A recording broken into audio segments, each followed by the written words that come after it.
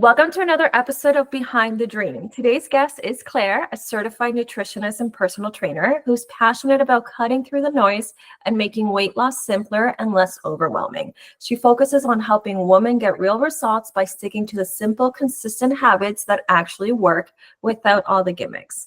Claire, welcome. Thank you for being here. Thank you so much for having me. I'm excited to chat. Yeah, likewise. Okay, so let's dive into your business. I think people want to hear about, weight loss. I think is such like a hot topic and just like staying healthy and diets and all that. So I'm excited to hear about how you're doing it different. So let's start with your business itself. Like, what would you say was the inspiration behind starting it? I actually came from not what you'd expect for a personal trainer. I worked as an engineer for a couple years and really didn't like it. And kind of the inspiration for jumping from engineer to personal trainer was I would see all of my coworkers, they'd be asking me what food I was eating, what workouts I was doing, all this stuff. And I found that I just wanted to talk to them about that. I didn't want to do the engineering at all. And eventually I kind of started to dip my toe in. I got certified on the side outside of work and then started kind of doing both. Like I was doing personal training before and after my full-time job and ultimately dove all in, but kind of a not usual start for a personal trainer, but now I know all the tricks for the 9-to-5 workers too. Yeah. Oh my gosh. So like, you're totally right. I feel like going from engineer to personal trainer, like you wouldn't expect that. So that's such a cool journey. And, I feel like people don't realize that they can tap into being an entrepreneur or a business through what people come to you the most for, like everyone was coming to you for these questions about like personal training, what you're eating and all these things. And it's like, people notice what you're good at sometimes before you do yourself. So I love that you're sharing that. And that's how it came to be. When you first launched it, what problem would you say was you were most passionate about solving for people that kind of was like, okay, aside from people coming to me and obviously highlighting that this is something I'm really good at, what was that main problem that you were passionate about? I think the biggest thing is like kind of what you said, cutting through the noise. Like I get really frustrated, I'll be honest, with people who say like, oh, I'm using these different pans because they're healthier, or I'm avoiding this one ingredient to be healthier, blah, blah, blah. And yes, there is truth to that, 100%. But if you're just trying to have a healthy lifestyle and you're trying to lose weight, switching the pans or avoiding one single ingredient isn't what you need. Like, you need to balance your whole diet and really just like, I try to simplify things, I think would be like the biggest thing. A lot of my clients will be like, well, what about this? Do I need to think about, this type of fruit versus this type of fruit? I'm like, really? No, like that's not our problem right now. Don't worry about what kind of fruit you're eating. I promise you will still get results. And like I said, I know there is truth to those studies and to the nitty-gritty stuff, but most people don't need that unless we're going for like bodybuilder status, or if you have other like health restrictions, absolutely. But hello. Oh no. Did I lose you? Yeah, I think we froze for a second. Oh man, where'd you lose me? You were kind of diving into like the explanation that you give people that it's not just like one thing, it's everything. Yeah. So there is truth to like the little specific things of choose, this fruit is better than this fruit. Or there was a study that came out about combining bananas and berries in a smoothie, like takes away some of the antioxidants in the berries because the banana's there.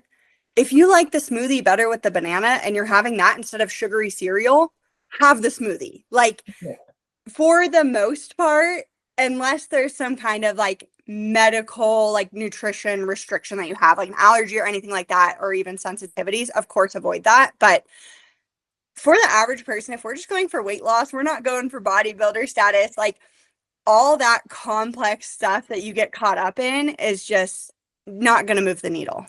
Right. Yeah, I think you're so right. There's so much noise out there that it's like, it sounds like what you're noticing is that people pick like this one thing will change everything for me. And what you're getting at, it's like, it's not that, it's like the whole thing. Mm-hmm. So can you either share sort of like a case study without, of course, confidentiality involved, but can you kind of walk us through kind of that scenario of maybe someone that came to you and was like, I think this is my problem and why I can't lose weight, and how you kind of walk them through your process or what that looks like? Can you share that with us? Yeah, totally. So, a client that I have, she actually recently just hit 20 pounds lost. So she's absolutely crushing it. When we first started working together, she was like, I eat healthy, I avoid carbs, I do go out to eat a lot. But like I feel like I'm making healthy choices and I'm just not losing weight. And I do get that like quote a lot of I feel like I'm eating healthy, but I'm just not losing weight.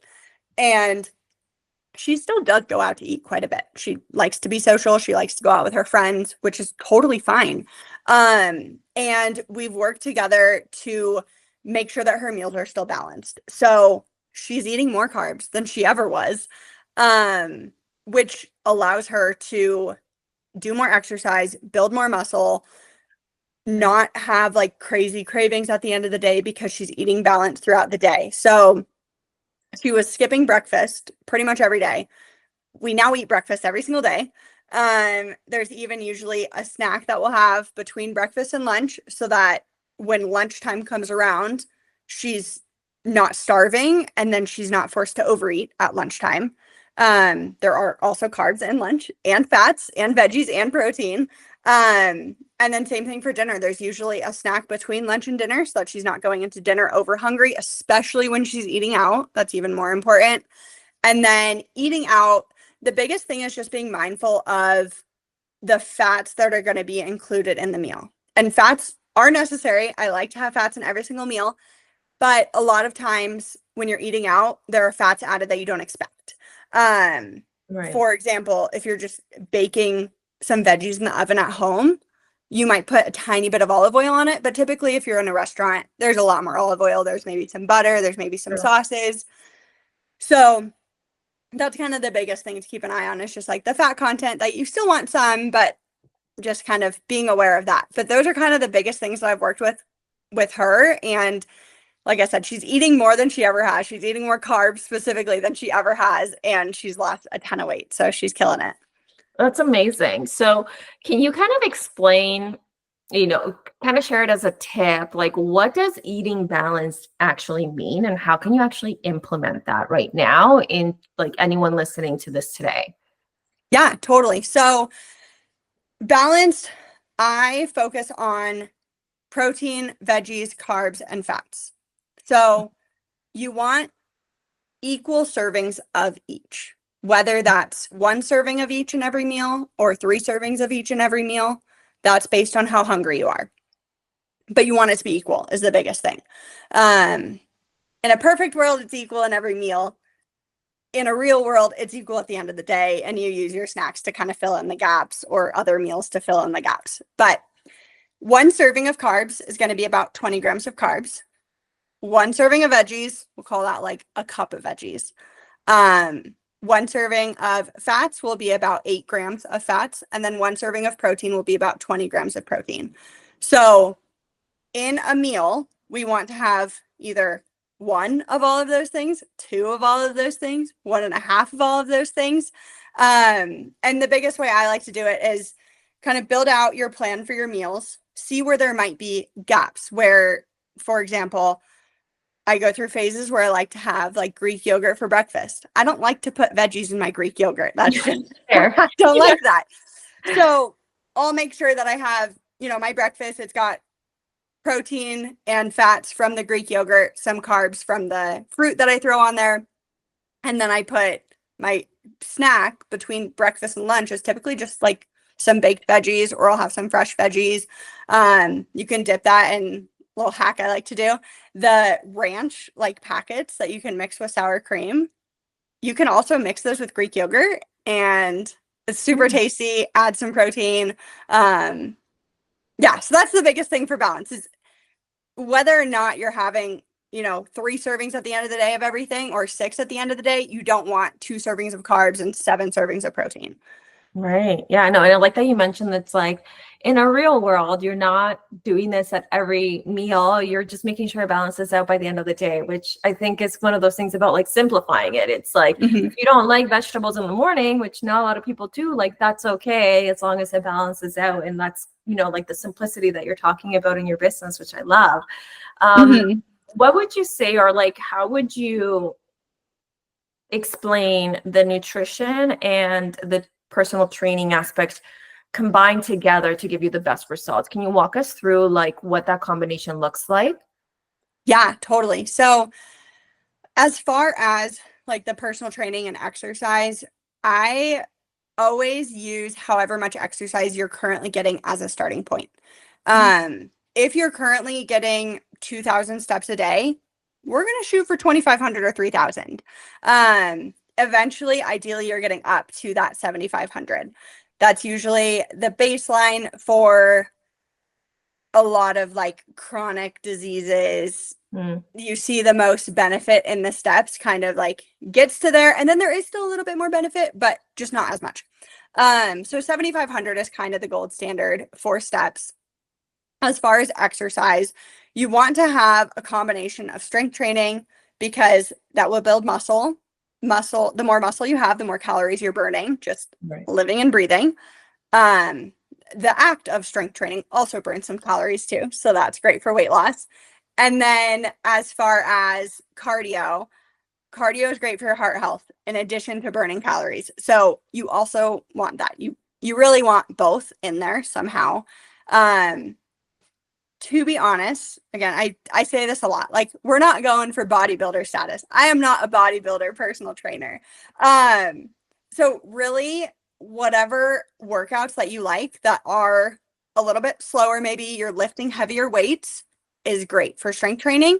Whatever version of cardio you like, whether that's running, biking, swimming, rowing, any of the things, is great for cardio. And then kind of looping everything back, if I'm working with someone who's getting, 2,000 steps a day, they don't exercise to start with, like when I'm first meeting them, I'll have them maybe do a 20-minute cardio workout and a 20-minute strength workout in the week. And that's it. And Wow. then we build up from there, but I'm not trying to get people to get injured right away. And also I want it to slowly work into their lifestyle because when it becomes a full 180 shift, there's temptation to like 180 shift it right back to what it was Mhm. versus slowly building up to it. Maybe we'll slowly back off a little bit, but like it's hard to go all the way 180 back to where they were if you build up to it slowly. Oh, I love that. I think Yeah. I feel like that's so key what you're saying. It's like in order to build a healthy habit, we need to work with what makes sense right now. And I like that you're like, ideally we want to get to this step count, but if this is what you're getting right now, then this is where we're going to go because we're not going to, jump off the deep end and have this now become something you can't maintain. You got to like build up Hmm. through the habit of doing this consistently, which I think is amazing. And maybe something that's missing right now in the industry, I would say, because I haven't heard people talk about, like the slow integration into it. And I mean, obviously you're having great success from even the case study you shared with us. So I really like that because it makes it more manageable for people to really tap into a resource like you. Hmm. With that said, is there a certain misconception people often have about what the services you offer or like your industry, and how does your approach address it differently? I think a very common misconception, well, I guess there's kind of two sides to this, is that as a nutrition coach, I'm just counting calories and we're not going to eat any carbs. We're going to avoid all desserts, things like that. Yeah. And then there's also this other like side of the misconception that that like calories don't actually matter, which science proves calories in and calories out is how you're losing weight. Like there's no getting around that. Um, and then I guess also part of that is where you lose weight is 100% genetic. And a lot of people fall for, oh, do this ab exercise and you'll lose all this weight on your stomach.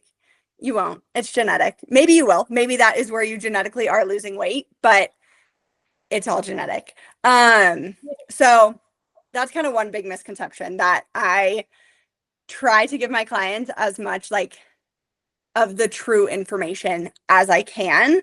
And I think in a way that makes it harder for me, because I can't lie and say, oh, this one exercise will give you a six pack tomorrow. Like, but Right. it makes my clients trust me because I'm being fully honest with all of them. Yeah. And then I guess the other way that I approach that I'm not cutting out all carbs and all dessert is I really try to balance things, and I meet you where you're at. I don't just give you a meal plan to start following tomorrow and then, oh, what happens when we're done working together after 12 weeks? Then what do you do?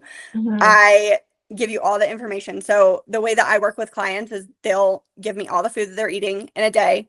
I will comment on everything that they ate, give some suggestions on what we can change about what they are currently eating so that it still feels like their meals. It's still food that they like.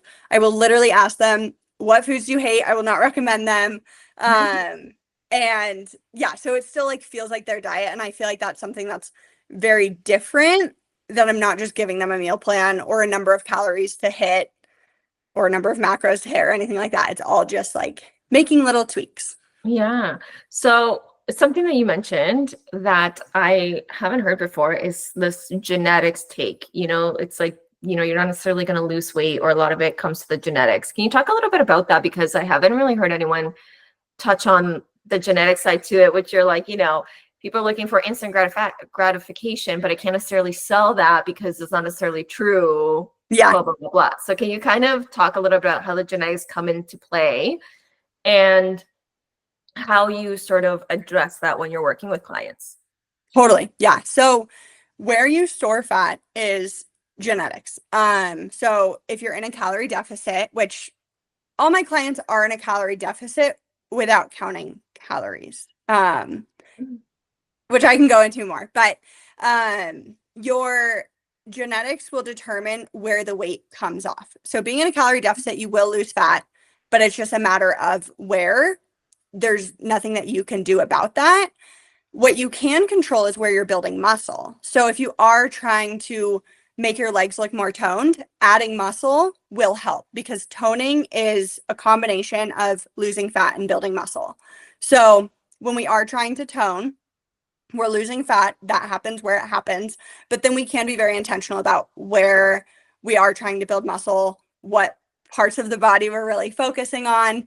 And so that's kind of the biggest thing with my clients. And then we also take a lot of progress photos, because you'll notice like my clients will say, oh, I really want to, lose weight around my midsection. And then we'll take progress photos and they're getting like definition of muscle on their back and they're stoked about that. So also taking the progress photos and noticing what other like progress you're making is really helpful mentally too, because it's a long process. Weight loss is, it's not a quick fix. Yeah, no, I like that. Like, the mindset comes into play. And I like that you're kind of touching on the fact that it's like what you're doing is going to affect your whole body, not just the part that you want adjusted. So I think Yeah, that's amazing.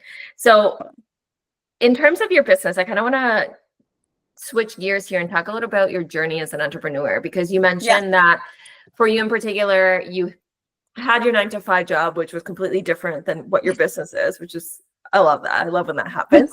And you were kind of running your business in the mornings and then in the evenings after work, like around your 9 to 5. So can you share with us a little bit about what that was like for you to kind of start this sort of as quote unquote part-time? Because I feel like it's never really part-time, because we're constantly thinking about our businesses because it's our little baby.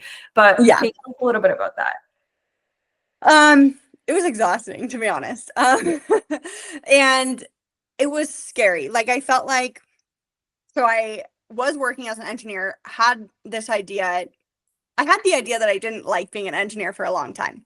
And then I had the idea of wanting to start personal training. So I started my business, but was also working as a personal trainer under somebody. And honestly, wasn't focusing too much on my business. I was really just focusing on learning as much as I could from this woman that I was working under. And I think that was a great way to go about things, because I was able to get clients through her And it just really got me in the door. I learned so much. And I think my mindset at the time was just a constant thought of, when do I make the jump? When do I make the jump? Is it ready yet? Can I do it yet?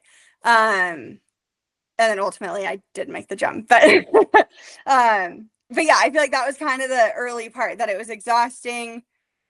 And it was just this constant like time of like, when am I ready to do it? And Yeah. you're never ready, but Yeah, I always say that there's never a perfect time until you're looking back on it. You know, it's like looking back on the decisions I made, I was like, that was the perfect time. But in the moment, it just like never felt like it was the time to do something. Um, yes. with that said, I kind of want to get your input on what would you say was like your biggest challenge that you faced early on when you started getting into your business? Because I think your story is a little bit unique and a lot of people can resonate into, maybe they want to start a side business. And I like that you're mentioning, you know, you didn't just decide to be a personal trainer, you kind of found someone to mentor you and help you and kind of get a look behind the curtain before you decided to kind of do your own thing. So what would you say was one of like the biggest challenges you faced, and how did you work through it? Okay, big challenge. So I started working as a personal trainer, like on the side. That was in, oh man. It was in like the spring. So then, or also around that time, I was dealing with a lot of hip pain, and I was going to the doctor trying to figure out what was going on. And I was training these people in person, and then I was also helping them with their nutrition. So it was exercise and nutrition for these in-person clients. And then I found out I'm going to need hip surgery. So I found out about the hip surgery almost right after I decided to take the leap and quit my 9 to 5.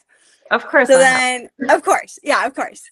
So then I'm still working as a personal trainer, trying to get like as many shifts as I can under this mentor, but then also thinking to myself, like, shoot, I need to get some clients that are online or some kind of online coaching so that I can keep working when I'm recovering from hip surgery, because I can't be there in person. So that was a very hard time. Trying to figure out how to find leads was the hardest thing, because I was learning so much about being a personal trainer. And I was like, I don't know how to do the business side of things. Like, I didn't expect, I should have, but I didn't expect that to be such a tough part. So that was definitely the biggest challenge. Like, going into this hip surgery, not knowing where I'm getting these clients from, having to figure out how to completely shift my business to online. Because I had that idea in the back of my head, but I was also like, I am really enjoying this in-person thing, so I don't know. Ultimately, that did push me to pretty much have my whole business online now. But that was definitely the biggest challenge, was shifting everything online, kind of in Yeah. necessity. Well, I think you're also touching on another challenge that a lot of entrepreneurs face. Is like one thing that I say, it's like you're kind of like in your zone of genius. It's the reason that you started your business. But when you start a business, like you said, it's like your zone of genius is just unfortunately a small part when you're Yeah. first getting started, until you can delegate things once you're at that point. And a lot of people don't realize that, but it's like, yeah, it's like now I wasn't just a personal trainer, I was running a business, and it's a little bit different, and your mindset's a little bit different when you're with your clients versus like out there trying to get new clients or marketing or whatever, you know, the back end stuff. So for sure, Yes. I feel like that's probably a challenge that a lot of people will face, or have faced. So yeah, and then to also have to pivot from the way that you were learning it to something that you weren't learning, like how to do it online, and you know, now be successful with that is amazing. So congratulations. Thank you. Yeah. From your perspective, if you had the chance to start all over again, knowing what you know now, what would you do differently? Um, I would probably, outside of like, so when I was thinking about taking the leap, I went all in on learning as much as I could about being a personal trainer. I think if I were to do it again, I would also try to go all in about learning how to run a business. Um, which like I gained so much knowledge on the personal trainer side of things that I think that helped because I was really confident once I found leads that I had a great conversion rate, but just lead generation, knowing how to just like run a business, like what to do for taxes, like all those things. So I think I would have started trying to figure that stuff out sooner, like kind of at the same time, try to learn both versus just one of them. Yeah. Yeah. I agree with you. I think learning, at least like having an understanding of what the different aspects are, like you said, it's like you don't even realize that eventually you have to do your taxes as a business owner, right? Because you're no longer an employee. That kind of gets things a little bit more streamlined. But I think what you're touching on is, or one thing that you kind of touched on is that you knew so much about being a personal trainer that once you actually started talking about it, it wasn't as hard as you thought it was going to be in terms of getting the clients coming your way, right? Because it's like your knowledge and your understanding of your clients made it a no-brainer for them to be like, I gotta go with her. Like she's gonna give me the results. You know, she's simplifying things. She's creating things based on where I'm gonna be at instead of making me go, you know, like deep end and figure it out kind of thing. So I think that's something that I really want to pull from what you just said, because sometimes we hold back from taking that first step or taking the action or showing up because we feel like we need to know everything. And sometimes it's like, it's okay that you just know you're a zone of genius. Just let people in on that and they'll trust you and they'll want to work with you. Yes, definitely. Definitely. Yeah. So one thing that I had asked you was, what are some of the things that you need help with in your business right now so that we can brainstorm some ways of unblocking this for you, and that way you can just kind of like go and do your thing. And I love opening floodgates for people. I love these kinds of conversations. So you shared with me 3 different questions. I'll start with the first one, and then we might have to choose between the other 2 just in terms of timing. But one thing that you had asked for is the strategy behind continuing one-on-one coaching versus offering group coaching to reach more people, but it's less access to you. So tell me a little bit about this. Right now, you're just offering one-on-one coaching? Yeah, so just one-on-one right now. And I am getting full. I pretty much am full. And I'm still bringing in more leads, which is great, but I'm just stuck between like, do I make my one-on-one? Like, do I just make a wait list and I only get so many people? Or do I like allow myself to help more people because I hear from so many people, oh, I tried this program and I cut out carbs and I did all this stuff. And I'm like, no, stop doing that. So I like want to help more people and do that, but then they'll get less access to me if it's a group program. Obviously, I only have so many hours in the day. So just kind of like figuring out how, and I do think I want to like go the group coaching route versus just making a wait list for my one-on-one, but I guess like figuring out how to set the boundary, because right now they have 24/7 access to me. Gotcha. My one-on-ones. So but then they pay for that. Where do I put the limit? Exactly. They pay for that and I'm happy to do it. Yeah. So then it's like, where do I set the boundary when they're paying less for the group coaching? So they're getting less from me. But how much less? How do I? Okay, so based on everything you shared with me about your business today, this is what is coming up for me. So I would, for your one-on-one coaching, I would also open a wait list, just because there's nothing wrong with that. And people would love to be on your wait list instead of automatically not having the possibility of working with you.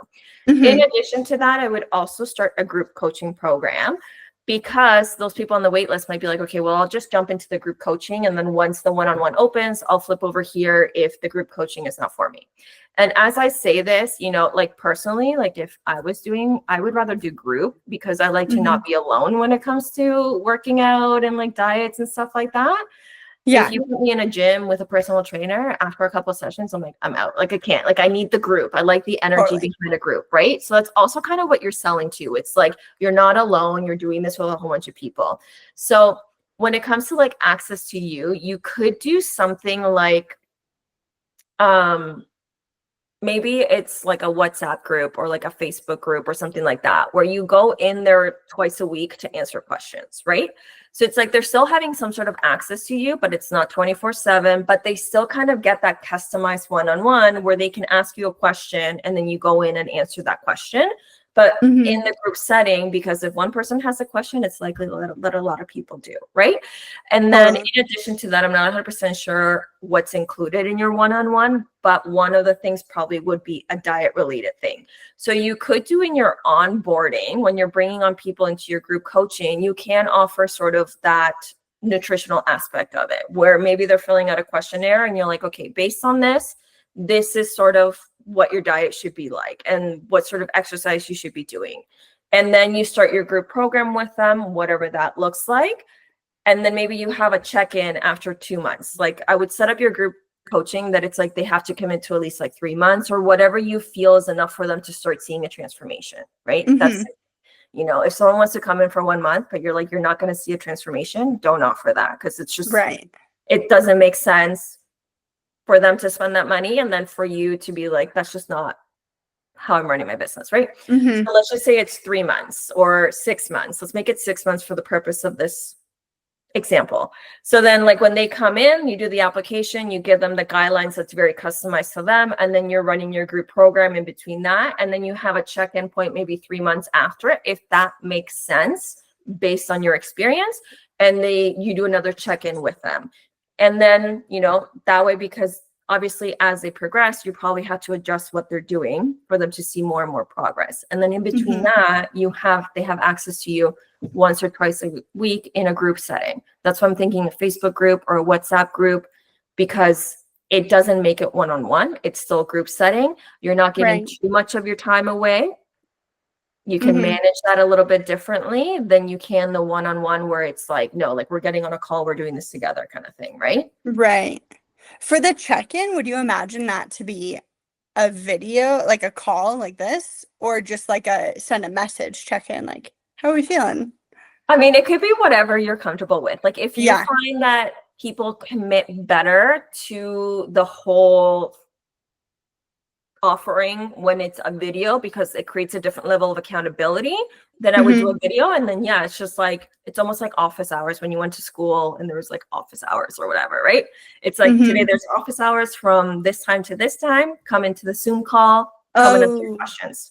So like a group call. Okay. So it was like like individual calls for everyone. I think that's going to add up. So no, that's too much. And if you're doing that, might as well just do one-on-one coaching at that point, right? So it's a group setting. They come with their question. And sometimes you'll probably after like the first or second call, you might be like, I need to set a timer for each one of you. Yeah. Yeah. Okay. Right? I like so that idea. Like that. What do you think?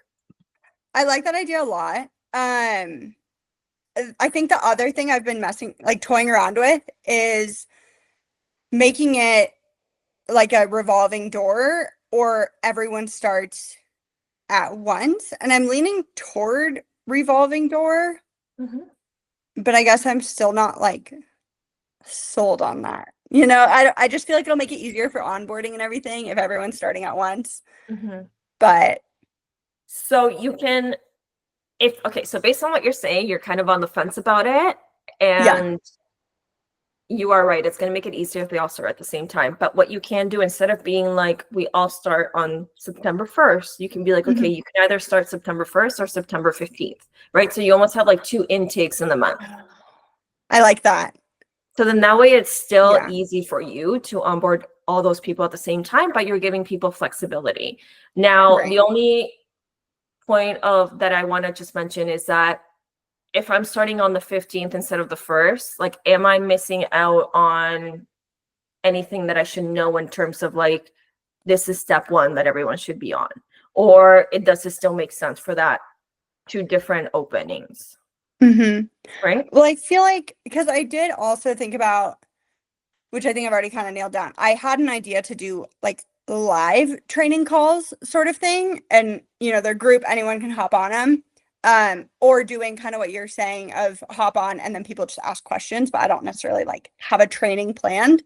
And I think I've landed on, especially with you reiterating it, just hopping on the call and people hopping on to ask questions and then having video trainings recorded that they can just watch anytime. Perfect. And that would kind of solve the problem, whether you're starting on September 1st or 15th, those videos are there for you.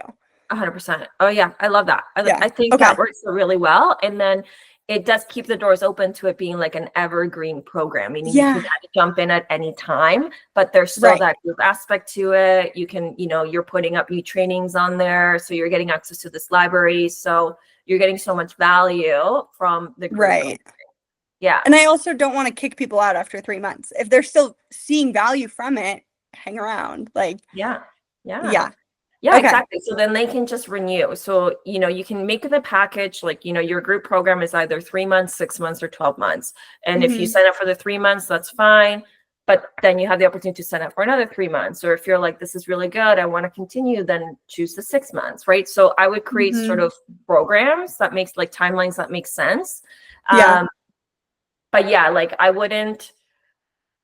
don't think I would. Sometimes you'll see in group programs, not necessarily just for workouts, like nutritional workout things, but you'll see Mhm. that it's like a 3 month and then you can go into monthly. I don't know if that makes sense for what you're offering because they might not see the results, right?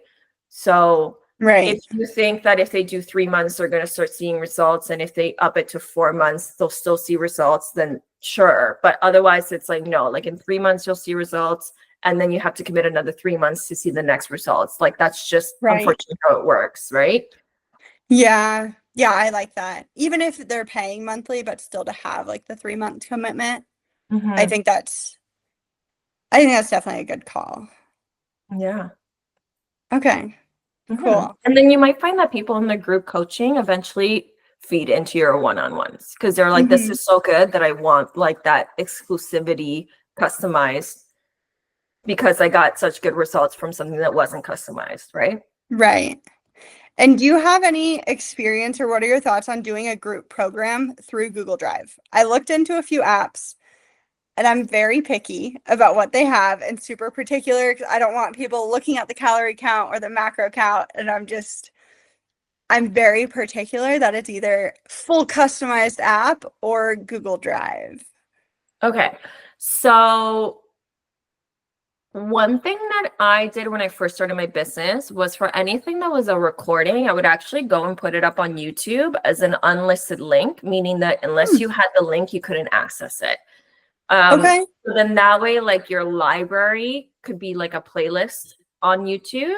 Just because I'm thinking like if you put that on your Google Drive, it's going to take up so much space that you might have to like keep upgrading your drive. Um, Right. so that's what I'm thinking on YouTube, like it's being hosted on YouTube, and unless you have the link, you can't access it. And Okay. then you can even create like a playlist that's like whatever the name of the coaching group is, and then they have a link to that. So that's a way of doing it. And then the other part can be on the Google Drive. But think about like where your clients are. If they are spending most of their time on Facebook, for example, then it might make more sense for you to create a Facebook group where you kind of have either access to the links on there or that's where everything's being hosted, Okay. including like links to like the application questionnaire or whatever other things that you need. Okay. Gotcha. Cool. Yeah, make it easy for them to access. Like if you feel like no one is on WhatsApp, then like don't go on WhatsApp, right? Like don't force them to Yeah. download an app that they're not using. If you're Right. putting things on Google Drive, they're going to have to log in, which is totally fine, but does that now create a barrier for them to be like, okay, well now there's less chances of them going in because they're not on here all the time versus they're all on Right. Instagram all the time, and maybe it makes sense to like start a private Instagram and put the videos on there and that be your library of videos, right? Hmm. That's actually an interesting idea. Think about like your ideal Yeah. client and where they're spending their time. If you're like, yeah, they're 99% of the time on Instagram, then that could be an avenue to explore because then you're meeting them where they are. So like what's holding you back now? Like you literally have no excuse. Yeah. I hadn't even considered that. Okay. And that would just be like a full different Instagram account. Because like I Yeah. have my normal Instagram account. Okay. It would be a different one and you make it private. So then that way you're Right. only accepting the people that have paid for the program. Wow. And then I could do because my big thing is accountability. And I'm like, how am I still getting the accountability in the group program if I'm bugging them on that Instagram account all the time? Is there a way to do like because I know you can only do the Instagram what is it called? The like broadcast channel. If you have a certain number of followers, Yeah. obviously this wouldn't get there. Mhm. Is there a way to do like a mega group chat with like everyone following me? Just that it, because I Yeah, feel I like think posts so. get lost a lot. Yeah, but I mean, because it's a private account, you could also just do the accountability through the stories. It's gonna bump it to the front of their list. Yeah. You could do that through the stories, but yeah, you could also create a chat on there for sure. Hmm. Mhm. Okay, I love that idea. I'll probably Yeah, look meet into them where that. they are. Make it simple for them. Yeah. Yeah. Okay, cool. I'm writing that down. Okay, awesome. Definitely Amazing. setting that one up. Yeah. Okay. Did you have any other questions or things that you wanted to brainstorm on? We kind of talked about the boundaries. I think the only other thing is just like structuring my days. I I think it's a good thing, but I find myself working on something, I get a message from a client or a lead on Instagram, and I'm suddenly not doing what I'm doing, and I'm looking at that. And just like, I think there's value to promptly responding, but also I can tell it's slowing me down in the other Mhm. things that I'm doing. So I don't if there's any kind of tips that you had on that, or if that just is what it is. Yeah. Okay. So I totally understand where you're coming from because I used to validate jumping back and forth in that way for those things all Yeah. the time. And then I realized, well, this is just, I was noticing that I was like sometimes like messing up things. Like someone was asking me a question about a program and I would respond and I was like, wait, that wasn't for that program because like my Mm-hmm. mind wasn't tapped into it properly. Yes. So I started forcing myself to just get done whatever I was working on, you know? So I would set a timer. So if I was working on like sending out a mass email or something, I'd be like, this should only take me 20 minutes. And that's the only time I'm giving myself. And I would just do that and put myself on do not disturb. And then I would be like, okay, now I'm going to check my emails. And what I would do is I would check my emails 3 times a day because then that's still a really good turnaround time for anyone that has reached out. And that's also a time to like check my social medias for any leads that have come in. But you have to be, it's about being more direct and more tuned in than Mm-hmm. anything else. You know, it's about being intentional. So when you're intentional with your time, everything just works a lot better because your brain is not jumping back and forth. Right. So I would like turn off the notifications for my emails and just be like, okay, like I can't, because as soon as I see something come in, I want to go and like check it out because I'm like waiting for a response or whatever. But ultimately it's like, I'm not a doctor. I'm not saving lives. Things can Yeah. wait. Like it's not Yeah. the end of the world. Like if that lead is meant to be for me, it will be for me. It's not going to pass you by. So just remind yourself of that and just remember like the more intentional you are with your time on what you're doing and the less you're running around, the quicker you're actually going to get things done. Mm-hmm. Okay. I like the timer. That way it's like it'll be done and then I can take my Move on. eyes off it at this point. But Yeah. Yeah. And sometimes I would find that, like I said 20 minutes, but I actually needed 30 minutes. And it's like, okay, unless I'm in a role and I'm like, no, like I'm really into this right now, it would just be like, okay, it is what it is. I'm moving on to the next thing. And then I'll circle back to this later. right. Okay. I love that. Yeah. So it's Yeah. like setting a Cool. boundary with yourself too. Yeah. Oh, 100%. I need it. Okay, well, Claire, thank you so much for coming on today, for sharing about your business, those tips, and then sharing some of the behind the scenes of your business in terms of brainstorming these ways that we can get you some more clients, your productivity, and all that. So thank you so much for coming on today. Yeah. Thank you so much for having me. It was great chatting. Likewise.